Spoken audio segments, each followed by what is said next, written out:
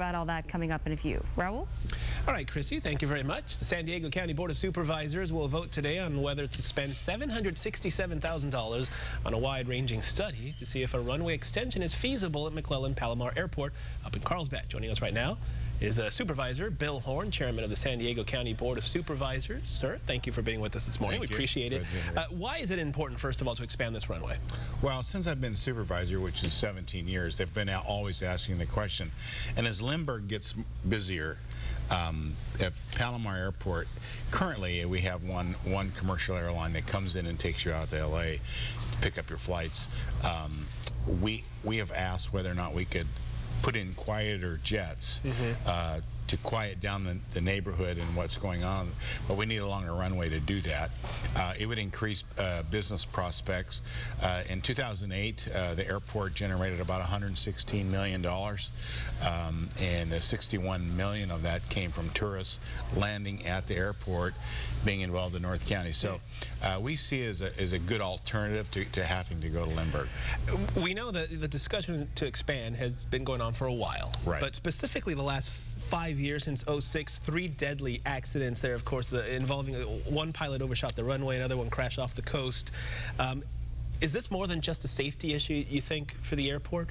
Well, in each of those incidents, it was pilot error, but as far as the runway goes, I think the fact that you know, you have a longer runway, a bigger apron. Some years ago, we put another 300 feet on the end of the runway, just to accommodate the commercial rollout of the planes that come in there.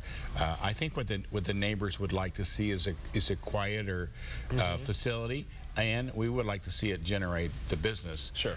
And so I think the study, and this is being paid for by the airport fund.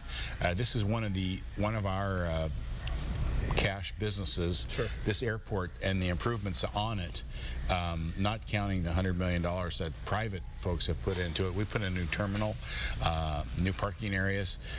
That's all been paid for by the revenue that the airport generates itself. I wanted to see if we can bring up that map that we had, because we know we can't expand really north or south of the airport because of buildings and homes and whatnot. Right. But the landfill that is in the expansion area that we highlighted in red, what's the issue there with building on top of a landfill? Is that a problem? Is that no problem? Is that obviously it's going to be part of the study? Unfortunately, I have three landfills on this airport, and that has always been then that's part of the study, and that's one of the reasons for it. Does this have to be dug out? Do we have to bring it back up again? And so being on the old landfill, the airport was moved there years ago from Del Mar. And at that time, nobody lived around there, and it happened to be an old county landfill. We've had to dig it out in certain areas, the taxiways, parking area. Before we could improve those areas, we had to bring it out. And so we're going to have, the study is really going to have to address that issue. You mentioned the noise factor. A lot of the residents are a little worried that if the runway gets longer, it's going to accommodate bigger planes. But they're much quieter. Explain how that works, because I was reading about this where perhaps they can take off and go higher and then the noise will be actually less, when some residents are saying, well, more planes, bigger planes. But the engines generate less noise. They're the modern, it's like having a state-of-the-art your computer. I mean, it takes forever to boot the old one. The new one speeds it up. This would allow much better, quieter engines on the facility, and will improve we have an airline coming online here that's going to be running out of Palomar, and they're going to have newer, they can use the current runway at its current length, but they have new, quieter footprint as far as the noise factor goes. Okay, so at 9 a.m. at the County Administration Center, this is when this is going to be discussed. I wanted to quickly, if we have a few moments, can you address the state's plan? Some of the inmates now that are coming from the state, and now the county's going to have to pick up. What's your take on that? AB 109? Yes. Yeah, that's, well, I think, number one, we're doing the best we can at the county to handle a situation before it becomes a crisis. I don't think it's the right thing. I think the legislation's bad. I think what the state is trying to do is slough off some expenses on the county, on the counties, and not just us. All 58 counties are in the same situation. I think what we have done, and Mac Jenkins, our probation guy, was on a lot of TV yesterday, we are trying to make adjustments for this. Unfortunately, starting October 1st, which is Saturday, we are going to be receiving released prisoners. Now, you got to understand, these folks are in prison now. These are felons. Yep.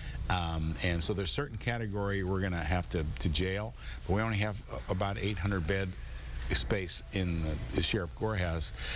That's one thing to address. The other ones are going to start going on our probation rather than state operations. Our concern is they're not paying enough to do this. We've got to put on 75 new probation officers just to supervise what's going to be out there. We're trying to make the adjustments as fast as possible so it doesn't become a crisis. But you know, public safety is a big deal to us. That's one of the main things we do. And so we have to make sure that these people that are being released, we're protecting. It was a strain on the state. Now it's going to put more of a strain on the counties as well. Supervisor Bill Horn, we thank you for your time this morning, sir. Raul, thank you very much. Thanks for having us. Appreciate it. All right, Shelley, over to you.